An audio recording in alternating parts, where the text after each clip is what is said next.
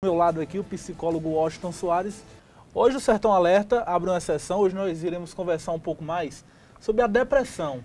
Essa doença que chama a atenção em todo mundo, não só em Cajazeiras, no Brasil, em todo mundo esse problema, essa doença. Hoje nós iremos conversar um pouquinho sobre a depressão, não é isso? Ok. E para a gente começar, para as pessoas entenderem o que realmente é depressão, já que ela é considerada pelos especialistas como a doença do século. Como que o senhor vê tudo isso? Veja, atualmente a gente está vivendo em uma sociedade de muita competição, busca pelo mercado de trabalho, busca por melhoria de vida no campo financeiro e aos poucos a gente está distanciando um pouco dessa questão afetiva. O que seria a depressão? A depressão é exatamente um transtorno que afeta o humor e esse humor tem consequências na questão física, na questão psicológica, na questão social, atingindo o ego do indivíduo, ou seja, atingindo o sentimento de pertença, o sentimento de identidade, da qual esse indivíduo passa a ter essa alteração na sua personalidade, no seu ego, transformando assim em sofrimento. Ou seja, ele entra numa competitividade, ele entra numa questão de disputa, por não estar preparado para perder, por não estar preparado para um mundo tão competitivo, em receber não, então ele desenvolve a depressão como uma reação a um estado emocional. É importante, viu, José Neto, dizer que a depressão, ela está ligado diretamente ao nosso narcisismo, ao nosso egocentrismo. Então, quanto mais eu me sinto egocêntrico, quanto mais eu me sinto possessivo, mais eu tenho dificuldade de encarar as frustrações da vida. Consequentemente, há uma possibilidade aí de adoecer de depressão. Por isso que hoje a depressão ela está tão presente na sociedade, visto essa competitividade. E cada vez mais a gente está se distanciando da afetividade e o nosso ego, a nossa autoestima, a nossa afetividade, o nosso egocentrismo é afetado com isso. Porque isso nos é cobrado por nós mesmos, pela nossa família e pela sociedade. Então o senhor acredita que falta mais laços afetivos entre as pessoas? É verdade, é verdade. Veja só, hoje o que é que a gente observa? O que a gente observa é que a gente trabalha demais. A gente trabalha manhã, a gente trabalha tarde, a gente trabalha noite, a gente trabalha final de semana. Os nossos filhos que estão em desenvolvimento, eles não entendem isso. Nós somos seres humanos, precisamos desse laço de afetividade, de união familiar, de relação afetiva e principalmente a família nesse processo de desenvolvimento é ensinar aos seus filhos, a lidar com limites. A saber receber não, a saber que não é o todo-poderoso, a saber que o seu ego, que o seu egocentrismo, que o seu egoísmo, que a sua possessividade, ela é o quê? Ela é limitada, porque vivemos em sociedade. Mas não é isso que a gente observa na maioria dos casos. A gente observa, pelo contrário, é muita competitividade. E aí, o indivíduo, por não estar preparado para isso, termina buscando exatamente essa doença como caminho. Freud, ainda em 1915, ele escreveu um texto chamado Luto e Melancolia, onde ele falava um pouco da melancolia, que é o tipo mais grave de depressão, onde era exatamente o seguinte: o indivíduo, na hora em que perdia esse investimento emocional, que ele se dirigia para determinadas coisas, por ele se sentir muito egocêntrico, essa energia não era direcionada para outro projeto, se voltava contra si, ele não aguentava. Muitas vezes vinha um pensamento suicida e às vezes até a tentativa ou até mesmo a consequência realizada do suicídio. Esse fato a gente acompanha, acho que rotineiramente entre as famílias. E eu acompanho algumas famílias e nós vemos que os pais e mães de hoje não têm aquela atenção devida às crianças. Às vezes são crianças que nascem revoltadas, frustradas com alguma coisa.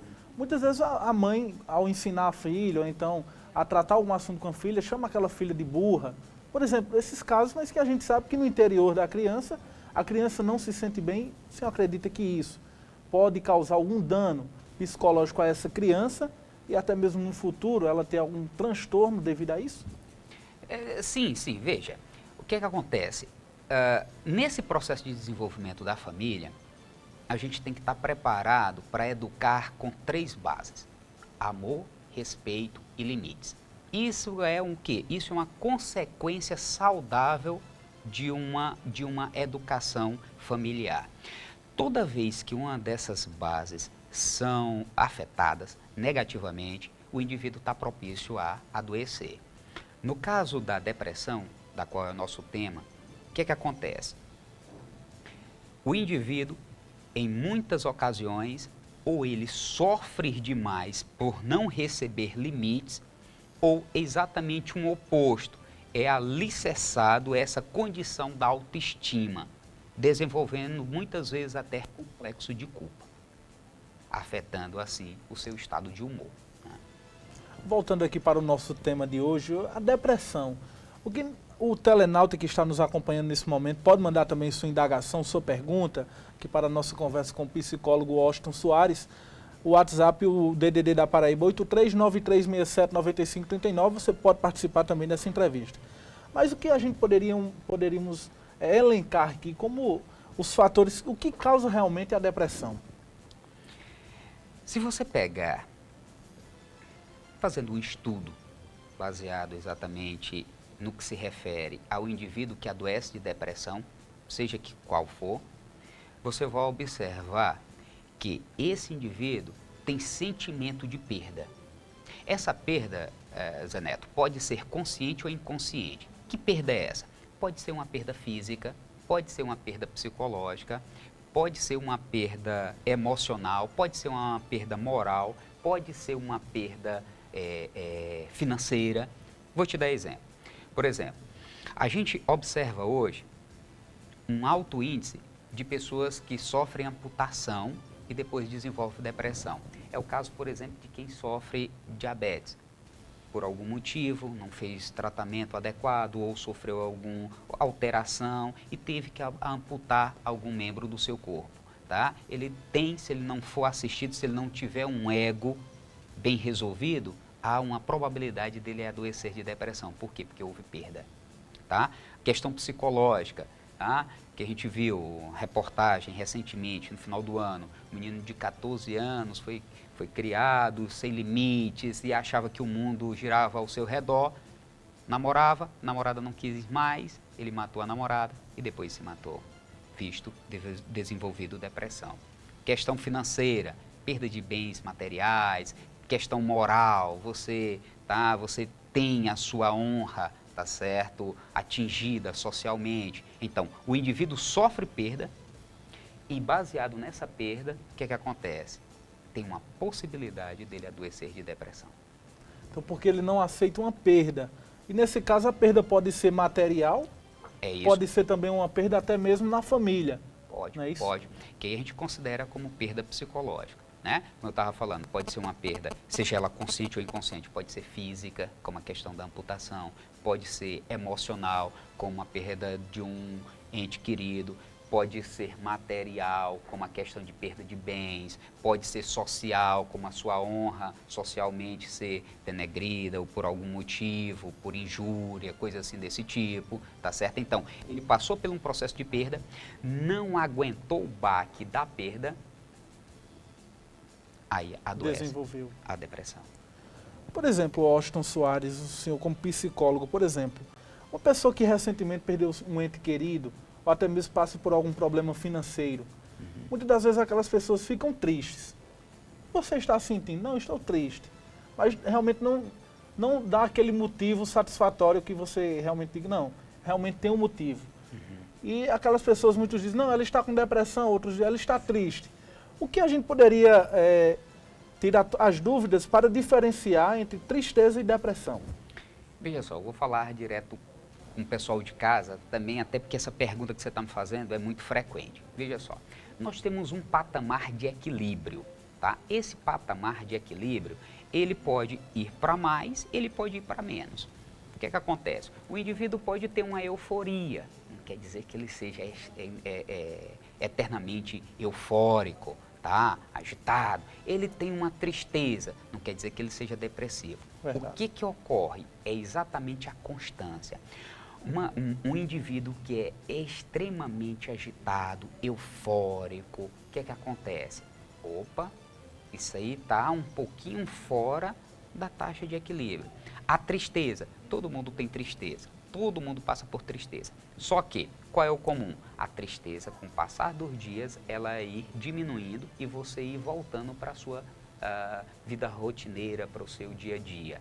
Porém, se com o passar do tempo, essa tristeza vai aumentando, você vai se sentindo mais culpado, tendo ausência de prazer, tá certo? Tendo exatamente a aceleração da fome, ou então ausência de fome, insônia, ou sono demasiado em grande quantidade, aí você deve começar a observar para onde isso está se encaminhando.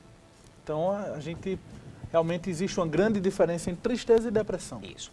Tristeza, ela é passageira, ela faz parte do nosso desenvolvimento. Não existe um ser humano que nunca sentiu, ou que não vá sentir, ou que não sinta tristeza. Isso faz bem ao indivíduo. Isso faz bem, isso faz parte do nosso desenvolvimento. Uma tristeza, um choro, um sentimento de fragilidade, até mesmo de carência, isso é próprio do instinto humano. Agora, a profundidade disso, a decorrência disso, o passar do tempo disso, e isso não ir se modificando, o que ocorre? É sinal de alerta. Então, nós poderíamos dizer aqui que, a partir de uma tristeza contínua, uma depressão pode até ser atribuída a essa pessoa. Pode. Aí você falou em continuidade. Aí isso é importante. Por exemplo, para o pessoal que está de casa, sintomas como excesso de sentimento de culpa, o indivíduo se culpa por tudo, ausência de prazer, extremamente tristeza, isolamento, tá certo? Sono exagerado ou ausência de sono exagerado, tá certo? Tudo isso decorrente de perdas, o indivíduo tem que ficar atento. Então, as pessoas que estão do outro lado da tela, que estejam passando por algum problema, é importante ser acompanhado também por um profissional da psicologia. Sem dúvida, sem dúvida. Na verdade, como eu já tinha falado outras vezes que aqui eu estive, eu sempre digo o seguinte: psicoterapia faz necessário para qualquer indivíduo. Então, está passando por perdas, está passando por sentimento de inferioridade, está com autoestima baixa, está sem prazer em viver, está sem objetivo de vida, procura a psicoterapia para esse resgate de identidade, essa revivência de se dar uma nova direção à vida, de se dar um novo contexto para a vida, para que se refaça como pessoa, tá? O depressivo, ele fica sem expectativa de vida, ele acha que tudo acabou, que nada mais vale a pena. Ele não consegue ver aquela luzinha no fim do túnel, e isso é um grande problema. É necessário que ele reencontre a satisfação de viver, reencontre um objetivo de vida e entender que ele é um ser humano, que ele perde, que ele ganha, que ele ri e que ele chora, e que ele tem que estar preparado para as perdas da vida. As pessoas devem estar preparadas. Nós estamos recebendo aqui através do WhatsApp, deixa-me ver aqui a mensagem que a gente está recebendo aqui, de um colega seu, rapaz. Estamos recebendo a mensagem aqui: sou colega de faculdade de Dr. Washington e estamos assistindo na FAFIC. Opa. Samuel do Barro, Ceará, e também Cícero Luiz. Manda um alô aí pra gente. E ele manda a seguinte pergunta: existe algum método de prevenir ou perceber os canais da tendência ao suicídio? Veja, existe. Agora, isso é um processo continuado. Isso deve começar pela família, ainda quando o indivíduo criança. Em que? Em eu ensinar para o meu filho de que ele tem limites, de que ele saiba perder. Não é comum, é muito comum, melhor dizendo, hoje, crianças que querem e os pais, por poderem, fazem tudo. E às vezes Querem até sem poder, a todo custo. E às vezes nem podem oferecer financeiramente aquilo, mas terminam concedendo, porque aquela famosa frase: eu vou dar ao meu filho aquilo que eu não tive. Essa frase é conhecidíssima, né? Demais. E aí você termina oferecendo o excesso, o supérfluo, o demais. E o indivíduo cresce sem ter a noção de limites, sem ter a noção de... Ele cresce achando que é um todo-poderoso. O que não é. O que não é. O que não é. E, enquanto adulto, como é que eu posso me prevenir? Se eu tenho esse sentimento, se eu não sei lidar com perdas, se eu não sei lidar com não, aí o que é que eu tenho que fazer? Psicoterapia, para eu trabalhar exatamente essa minha condição de egocentrismo. Por quê? Se eu tenho uma perda e eu sei enfrentar essa perda, eu sofro com ela, eu fico triste com ela, mas eu sei que as perdas fazem parte de um processo de viver. Qual é o passo benéfico? Eu levantar e continuar caminhando. Abraçando aqui o pessoal que está também aqui no WhatsApp, minha amiga Erivalda Paulino está em Poço Dantas nesse momento, Opa. na audiência do programa. Minha amiga também, Joana Dark, mandando a informação aqui. E a gente tem a seguinte pergunta. Perguntaremos, como a gente pode observar, e aqui eu também estou sujeito à depressão, todos nós. Estamos. E a população que está nos assistindo, como pode observar se realmente os sinais da depressão? Quais são esses sinais que a gente pode observar, os sinais da depressão? Primeiro, ausência de prazer, isolamento. Eu estou me isolando, eu estou me afastando, eu estou cada vez mais num mundo que não tem contato interpessoal, eu me sinto culpado por tudo, eu estou me achando nada, eu estou me achando um azarado, eu acho que eu nasci para sofrer, tá? Ou eu acho que eu sou todo poderoso, eu não consigo enfrentar não, eu estou exatamente debilitado nesse mundo caótico, onde muitas vezes eu fico pensando que era muito melhor meter a cabeça num buraco e não ver nada, sumir. Isso são sintomas da qual a gente tem que observar com carinho. Para quê? Para que a gente não venha a entrar num transtorno de humor. Porque tristeza nós temos, isso faz parte do processo, como eu estava te falando. Mas quando isso passa a ser transtorno, aí já passa a ser o quê? Doentio. Aí é complicado. Porém, é melhor, a prevenção sempre é a melhor alternativa. Se eu estou me sentindo assim, mas eu ainda estou conseguindo viver, ainda estou conseguindo trabalhar, ainda estou conseguindo me relacionar, mas eu estou me sentindo assim, eu estou me sentindo acuado, eu estou me sentindo impotente, eu estou me sentindo um nada, o que eu devo fazer? Procura psicologia. Procura psicologia, faz sessão psicoterápica para você resgatar a sua identidade, para você resgatar a sua noção de ser humano, os seus projetos de vida e dar uma nova conceituação do que é viver. Foi falado que a pessoa, mesmo com depressão, consiga trabalhar, consiga levar uma vida meramente, eu acho que ilustrativamente normal. É possível que uma pessoa que tenha depressão, ela mascare essa depressão? É possível, é possível. Isso a gente tem que considerar duas coisas. Primeiro, que tipo de depressão é e segundo, o nível de depressão que o indivíduo se encontra. Porque existem, hoje conhecido mais de 10 tipos de depressão. Então o que acontece? Dentro de cada depressão ainda tem seus níveis. Tem um nível leve, o nível moderado e o nível mais acentuado, que é o grave. Então, dentro de cada depressão ainda tem esse nível de acentuação da doença. Então, vou pegar um exemplo. A depressão pós-parto, por exemplo. Ali tem toda uma relação com o bebê, onde ela até pode constituir-se como pessoa em outra vivência e a problemática ser mais na questão da identidade materna. Aí, por exemplo, quando você pega uma mais grave, que é a melancolia, qual é o grau da melancolia? Ela é um pouco mais profunda, onde o indivíduo passa a pensar em suicídio, não querer mais viver de jeito nenhum. Aí ela começa a ter grandes interferências no quê? No seu dia a dia. Então é possível sim que uma pessoa mascare a depressão. É possível. Ela pode até conseguir, todo mundo até pode até achar que, inclusive, está normal. Normal, tá bem, tal, sabe? E às vezes acontece, sabe o quê? o indivíduo, né, entra em surto depressivo, ou então comete ou tenta suicídio, e aí os familiares, os amigos vão e afirmam: rapaz, fulano não sabia que estava desse jeito, parecia que estava tão bem, o que foi que aconteceu? Verdade. Sendo que aquilo ali não foi da hora para outra, aquilo ali tem todo um contexto, né? Então, se as pessoas que estão nos acompanhando, alguém estiver com algum sintoma desse, deve procurar a psicologia. A psicologia.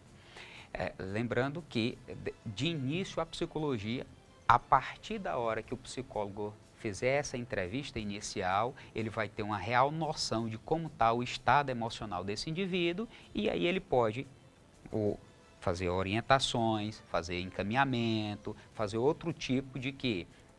Né, de vertente de tratamento.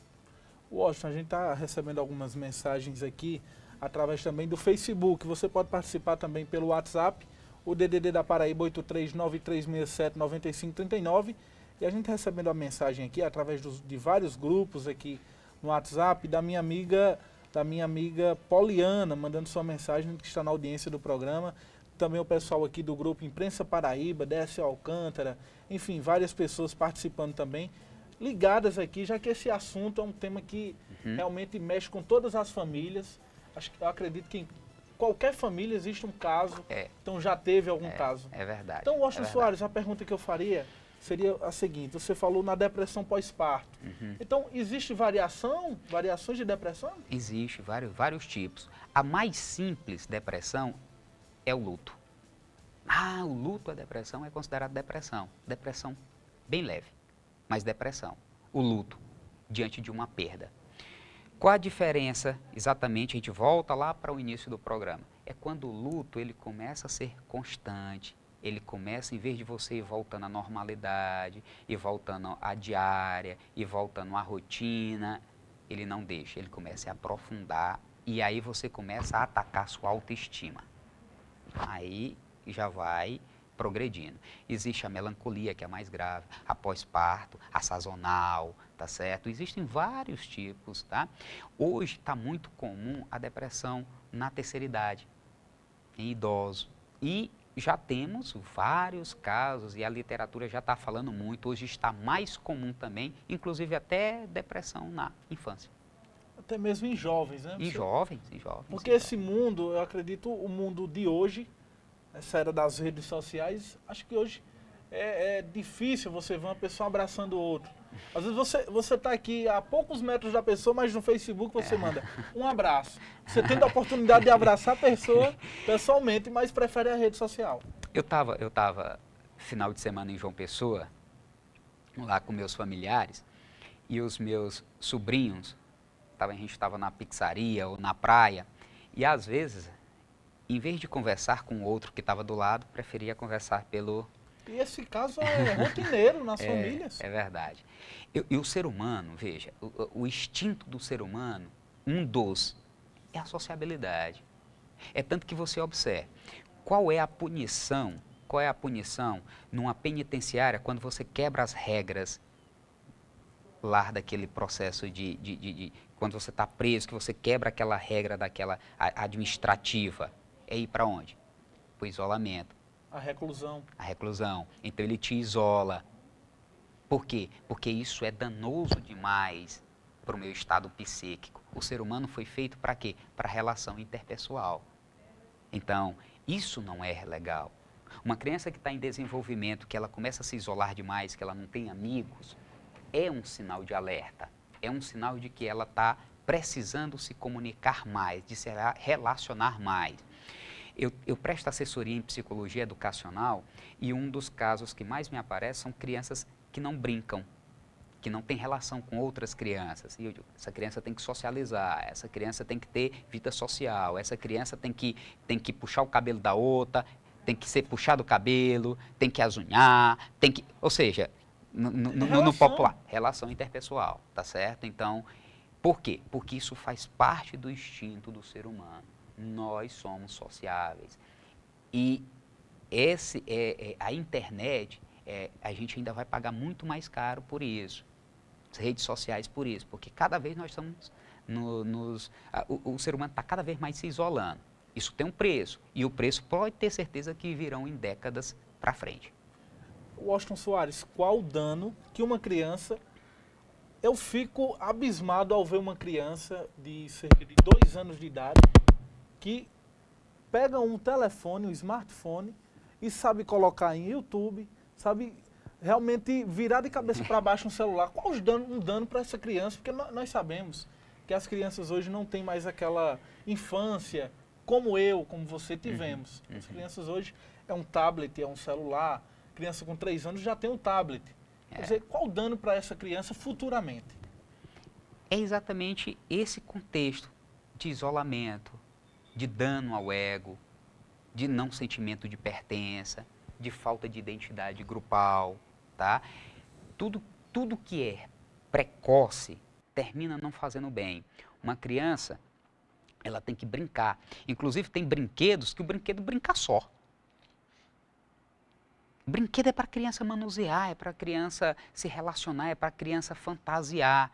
E o computador, apesar que a internet, os brinquedos, o tablet, ou seja, essas brincadeiras online e tudo isso, ativa a inteligência da criança. Sem dúvida nenhuma, ativa a inteligência da criança. Agora, será que ela está preparada para isso? Uma criança, qual é o ideal para uma criança aprender a ler e escrever? 5, 6, 7 anos de idade. Se você forçar, ela pode até com 3, se ela, no caso, não sendo superdotada, por exemplo, com altas habilidades. Mas isso vai provocar um dano a ela. Precocidade não faz bem. Então, esses aparelhos, eles ativam muito a mente. Tá? Mas qual seria ideal? Ideal seria ele brincar com outras crianças, ele se relacionar mais, ele chorar mais, ele reclamar mais, que isso faz parte do processo.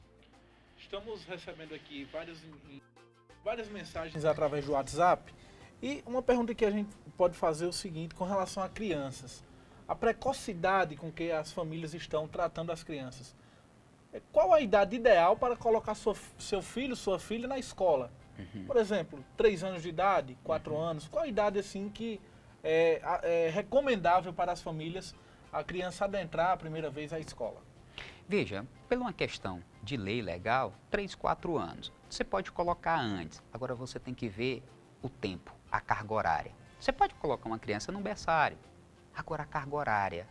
Por quê? Porque ela precisa de habitat familiar. Então, você pode colocar uma criança com meses, 1 ano de idade, num berçário, 2 anos, você pode. Agora, ver a quantidade de tempo, ver de como ela está se desenvolvendo, ver como ela está brincando, ver a relação familiar, ver a quantidade de tempo e qualidade do tempo que a família tem para com ela. Tá? Essa questão de acelerar, aí sim é um problema.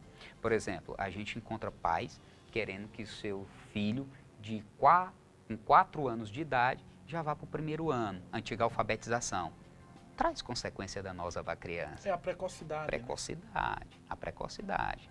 Tá? Então, isso não é adequado. Criança pode ir para a escola cedo? Claro que pode. Agora, ver a quantidade, ver a relação com o pai. Agora, o que acontece? Se você pega uma criança, coloca num berçário, coloca numa creche, ela passa o dia, passa 12 horas do dia lá, passa mais 8 horas dormindo, 8, 10 horas dormindo, que é essa faixa etária é a indicação. Qual é o tempo que ela tem com a família? Qual o tempo afetivo que ela tem? Porque pai e mãe, do ponto de vista simbólico, são insubstituíveis. Tá certo? Como assim? Um avô pode substituir um pai? Pode, na figura de representação, mas na simbologia, pai é pai, mãe é mãe. É verdade. Tá compreendendo? Mãe é mãe. Agora, tem uns que não cumprem esse verdadeiro papel. Tem mãe que a gente vê, deixa em lata de lixo e por aí vai, né? Então, casos e casos. Estou falando na questão do que seria adequado. Estamos recebendo mais uma mensagem aqui através do WhatsApp. Sou amigo do doutor. Estou vendo e gostando muito do programa.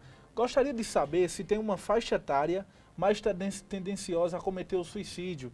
Meu nome é Cícero Luiz e estou vendo aqui com o Samuel na Faculdade FAFIC. estão bem interessados no assunto, Então, né? realmente. Eu acho até que tem um deles que está trabalhando com esse tema em publicação de artigo lá na faculdade, é estudante de Direito e está caminhando com produção científica nessa área. Eu acho que por isso maior o interesse dele. Você sendo parceiro nesse momento, né? Veja, a pergunta dele é exatamente se o quê? Se tem uma Se idade... uma faixa etária mais tendenciosa ao suicídio. Veja, não tem. Se você pegar dados, existe tentativa de suicídio e suicídio.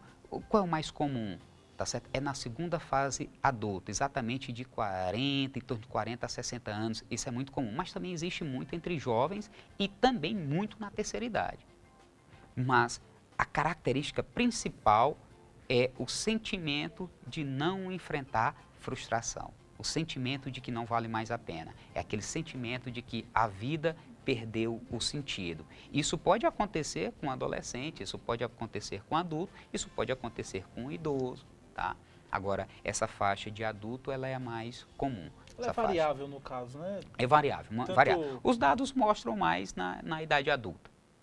Então, esse dado preocupante também, né? Muitas vezes pais e mães de famílias que tiram sua vida por meio de enforcamento, ingerindo remédios, enfim, vários meios que a gente fica de boquiaberto com tantos meios que essas pessoas encontram para tirar a sua própria vida. É verdade, é verdade. E inclusive, eu já atendi casos do tipo, a pessoa tentou o suicídio, ingeriu veneno, por exemplo, não ficou inconsciente, ainda conseguiu falar, chegou no hospital e pedindo para os profissionais, pelo amor de Deus, para que não deixassem morrer. Mas aí não foi mais possível, né? Então, veja, naquele momento, naquela ato impulsional, naquele ferimento de ego, o indivíduo toma aquele impulso, faz aquele ato, não são todos. Tem outros que quando saem do hospital, tenta novamente. Tornam a fazer o mesmo ato. Exatamente, mas tem outros que se arrependem. Alguns é possível, outros não. E aí... Então a gente poderia dizer que no momento, no fato realmente, antes, por exemplo, uma pessoa antes de tirar sua vida por meio de enforcamento, ao ela colocando a corda, a gente pode dizer que ela está irracional naquele momento e logo após, se ela tivesse a oportunidade, ela repensaria aquele caso? Em alguns casos, sim. E dependendo também, isso é muito dependendo da depressão. Na melancolia, não. Normalmente ele está firme, ele quer aquilo. Se você chegar a cortar a corda e ele sobrevive, normalmente ele tenta novamente. Por quê? Porque tem uma ferida emocional muito grande, é uma ferida que dói muito. Viver dói muito para esse indivíduo. Essas tentativas de suicídio, esses suicídios grosseiros, como a gente chama na psicologia, como enforcamento, arma de fogo, isso é típico de homem, que ele quer resolver logo. É mais comum na mulher o quê? Ingerir remédios, veneno, alguma coisa do tipo. O homem ele é mais grosseiro na decisão dele. Então, por isso que se você pegar os dados, os homens conseguem o seu objetivo mais do que as mulheres. As mulheres, elas são mais, digamos assim, mansas nesse sentido do cometimento. Normalmente elas procuram veneno, remédio, coisas do tipo. O homem não, o homem procura mais corda, arma de fogo, tá? Então, assim, a mulher, quando você escuta depois, tá? Eu não tenho dados precisos a respeito disso, da questão de gênero, mas na minha prática profissional eu observo que as mulheres, depois que não conseguem, elas não vão mais fazer, eu vou procurar ajuda. Os homens, normalmente, eles ficam introvertidos com aquele sentimento de que queria mesmo o suicídio. Por exemplo, foi registrado ultimamente aqui na cidade de Cajazeiras, no último mês de fevereiro, 3 suicídios. Um na Zona Norte, outro também na zona rural e um também no bairro da Esperança. Esse do bairro da Esperança, que foi o último que aconteceu no final do mês, foi ocorrido entre os dias 26, por aí, entre os dias 20 ao dia 28. E esse caso chamou a atenção pelo seguinte: essa pessoa que cometeu o suicídio morava próximo a uma igreja evangélica. E esses evangélicos que moravam perto, por serem radicais, eu diria até assim, logo após o suicídio dela, alguns evangélicos fizeram um grupo e foram fazer um culto próximo a essa residência, e lá disseram que o demônio estaria naquela rua. Pelo olhar religioso deles, disseram que a mulher cometeu suicídio por causa do demônio. Teria sido motivado por uma questão religiosa, foi o demônio que induziu ela a se matar. E logo após, no outro dia, um cidadão que morava próximo à residência, que viu e ouviu tudo, tentou também o suicídio. Então, a pergunta que eu faria seria, esse caso dos evangélicos terem ido, e aqui não é nenhuma preconceito religioso, talvez outras religiões também, mas no caso foram evangélicos que fizeram essa oração, e ele também meio que colocou na cabeça que o demônio estava na sua residência e estaria nele, também tentou o suicídio.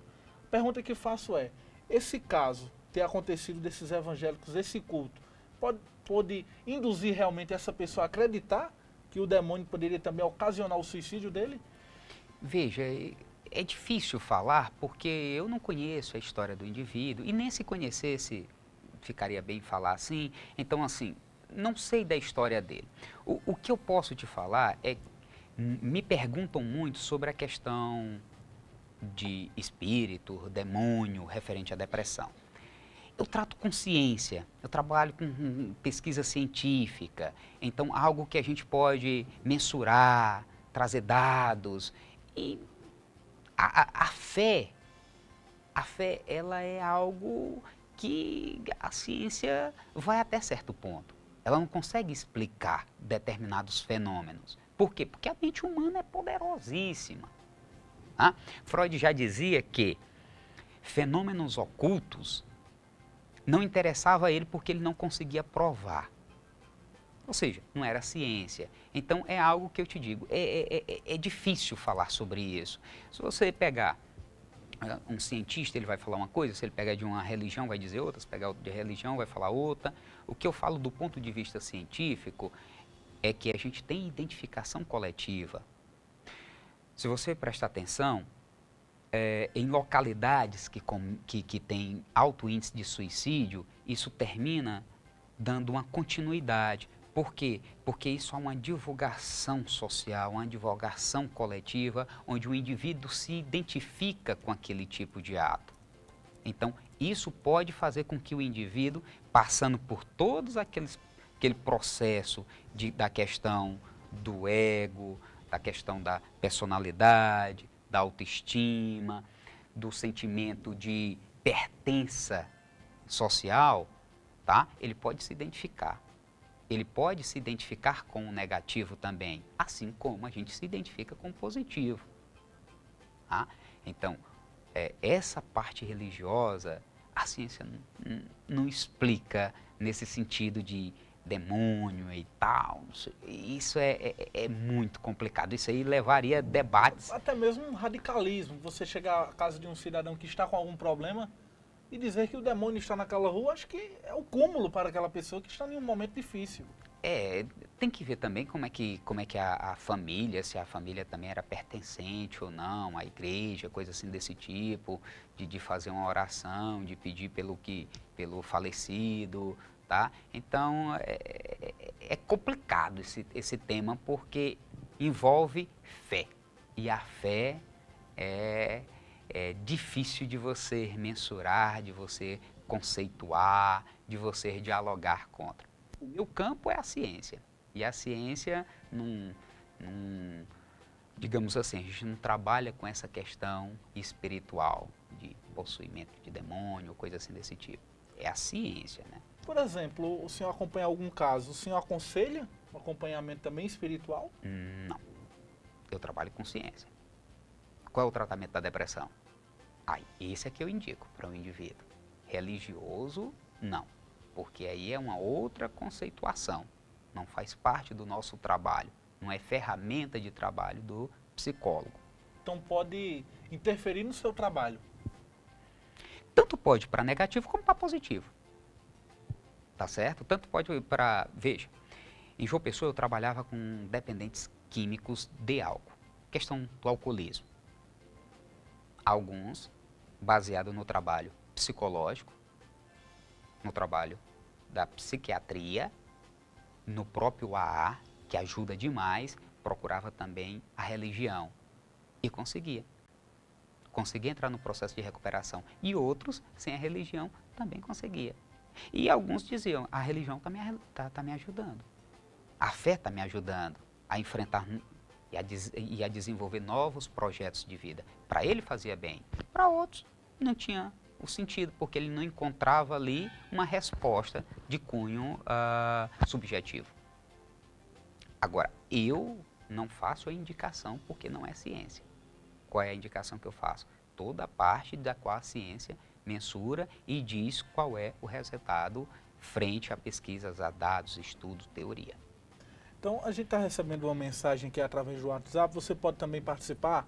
O DDD da Paraíba 83-9367-9539. Fique à vontade participando da entrevista com o Washington Soares, psicólogo, tirando dúvidas aqui nesse debate, essa conversa com os telenautas e também aqui com o apresentador sobre a depressão. E o caso também dos suicídios, a nossa telenauta manda a seguinte pergunta.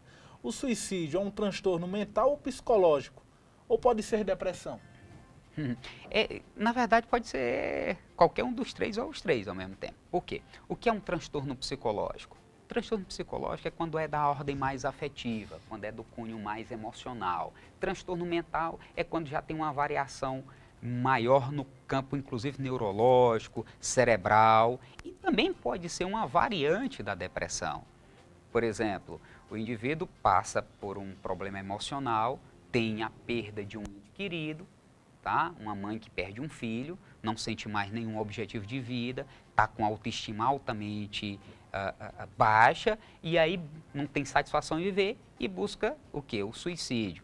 No caso, o indivíduo que tem uma esquizofrenia ou um transtorno bipolar da ordem da psicose, onde ele entra num surto psicótico e pode cometer o suicídio. Ou também o indivíduo com depressão desenvolver e pensar e não ter mais sentido a vida e entrar e tentar e cometer suicídio. Estamos recebendo uma mensagem aqui através do WhatsApp de Marcílio Vilar. Ele manda a seguinte pergunta. Com relação à depressão, se ela pode ser considerada uma doença espiritual? Não. Do contexto da ciência, da psicologia, não. Espiritual, não. Não é o nosso campo de trabalho. Então, a gente está recebendo outra... Depressão é considerada por nós um transtorno de humor, afetando as funções psicomotoras, vegetativas, neurovegetativas e a questão da autoestima. Com relação também à depressão, estamos recebendo a mensagem aqui de Jonailson Lima. Ele manda a seguinte mensagem. Depressão, mente fraca ou doente? Mente fraca ou doente. Essa história de mente fraca, a gente tem que tirar, a gente não deve conceituar isso. Porque o que é mente fraca?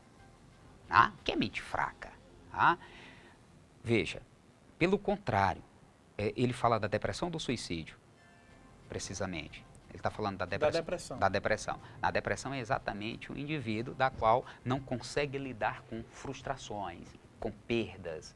Emocionalmente aquilo é forte demais. O indivíduo passa a se culpar, o indivíduo passa a se isolar, não sente objetivo de viver, tem alterações psicomotoras, neurovegetativas, e aí entra num processo depressivo por não encontrar um novo objetivo de vida.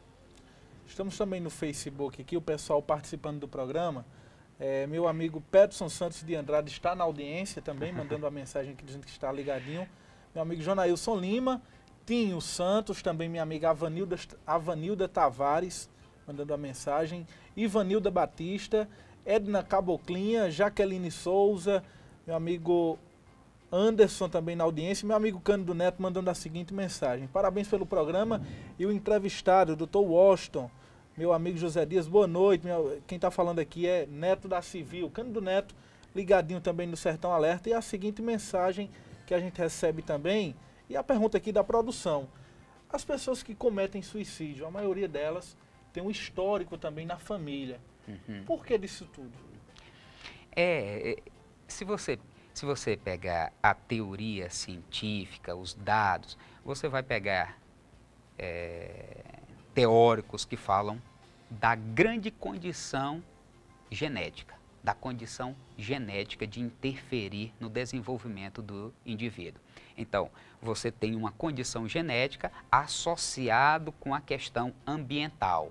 E aí essa mistura, uma questão ambiental favorável.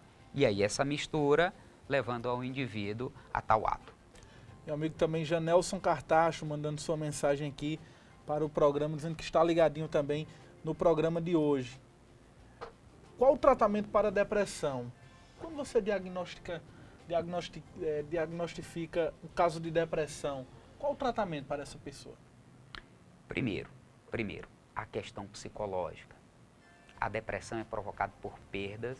Essas perdas, ela tem um cunho de vertente de trauma emocional, onde a psicoterapia vai te dar um suporte para você trabalhar os seus traumas, as suas frustrações, o seu ego, tá certo? Então, primeira questão é a psicoterapia. A segunda, a medicamentosa. A parte com quem? Com a psiquiatria, tá? Você tem que entrar exatamente num acompanhamento psiquiátrico, medicamentoso, para receber antidepressivos ou exatamente a medicação associada. Também a terapia ocupacional, o indivíduo passar a produzir, a mente voltar a funcionar e ele se sentir útil, tanto para si, como para a família, como para a sociedade, em produzir. Esse é o tratamento correto, psicoterápico, medicamentoso através da psiquiatria e a terapia ocupacional. Esse é o tratamento adequado. Estamos recebendo essa mensagem que eu acredito que é essa mensagem aqui do nosso amigo Janelson. Ele está dizendo aqui, o senhor acredita que o melhor remédio não é viver? Sim, e exatamente viver com base nesse tratamento. Por quê? Veja, o medicamentoso, ele vai te tirar, naquele momento, do surto depressivo. Você está triste, você está isolado, não é porque você quer. É algo que é, naquele momento, superior a você. Então, a parte medicamentosa te dá esse suporte de você sair do surto depressivo. A psicoterapia, através da psicologia, te dá o quê? Um andamento, um acompanhamento para você se refazer na sua autoestima, na sua identidade, no seu inconsciente. E você começa a se perceber como ser humano que tem falhas, que tem defeitos e que pode se produzir como pessoa. E a terapia ocupacional, que é exatamente produzir. E o que é isso? Isso é viver. Então, Está correto. Viver. Agora, veja, o que eu vejo muito é preconceito com quem está sofrendo com depressão. Achar que é porque quer, exato, que é porque não tem força de vontade, é porque não tem Deus. Não, o indivíduo está doente. E ele precisa de tratamento. Inclusive, seria até necessário levá-lo a um psiquiatra inicialmente, até sem ele querer, para tomar uma parte medicamentosa, para ele sair do surto depressivo. Washington Soares, com relação a Deus, figura de Deus, uma pessoa que está com um problema e alguns familiares naquele momento de depressão, está num problema, enfrentando algum problema, seja ele financeiro, algum problema que aquela pessoa esteja enfrentando e do nada uma pessoa chega e falar para ele, é porque você não tem Deus no coração. Então Deus aí seria um problema para essa pessoa? Na verdade, isso é um pouco, até eu diria, de falta de conhecimento, até um pouco de ignorância. Porque um indivíduo que está verdadeiramente em depressão, na verdade ele está precisando de ajuda, de suporte para que ele consiga. É uma, digamos assim, uma ponte para ele sair daquele estado de apatia para entrar num estado de tratamento, para ele poder se erguer como pessoa. E uma pessoa que está depressiva, onde você destrói a autoestima desse indivíduo, na verdade você está cooperando para essa depressão aumentar. Não é indicado o indivíduo em surto depressivo a sua autoestima dilacerada, diminuída. Isso não é adequado. Inclusive, existem históricos literários, casos clínicos, onde o indivíduo estava em depressão e aí amigos, familiares, é porque você não quer, é porque isso aí é falta de vontade, é falta de Deus, e o indivíduo se acha tão nada que ele busca o suicídio? Porque se acha que aquilo, se todo mundo está dizendo e ele não consegue, é porque realmente ele não faz bem para o mundo, ele não faz bem para a humanidade. E ele termina buscando o suicídio. Então, a última coisa que um indivíduo que está no estado depressivo precisa é que sua autoestima seja atacada. E dizer que o indivíduo não tem Deus, se ele acredita em Deus, você está atacando a autoestima dele. De alguma forma, essa pessoa está trazendo um mal imenso àquela pessoa. Tá, porque você está afetando o quê? O sentimento de valoração, sentimento de crença, de fé. E isso é o quê? Isso é diminuir a autoestima. É o que ele não precisa. Outra mensagem aqui, com relação à depressão. Só acredita que a depressão é uma doença ou essa pessoa está com a mente fraca? Essa pergunta novamente aqui do meu amigo Jonailson, ele que insiste nessa pergunta. A mente fraca. Mente fraca ou uma doença? Veja, é doença, depressão é doença. Depressão, pessoal, é doença e precisa ser tratada.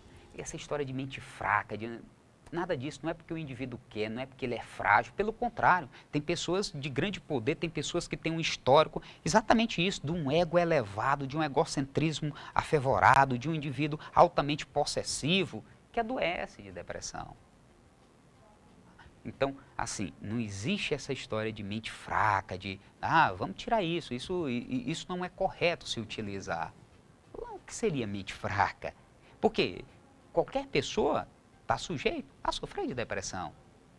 Por mais que ele tenha sido educado no limite, por mais que, sabe, não existe uma fórmula mágica para dizer, esse indivíduo é desse jeito e não adoece.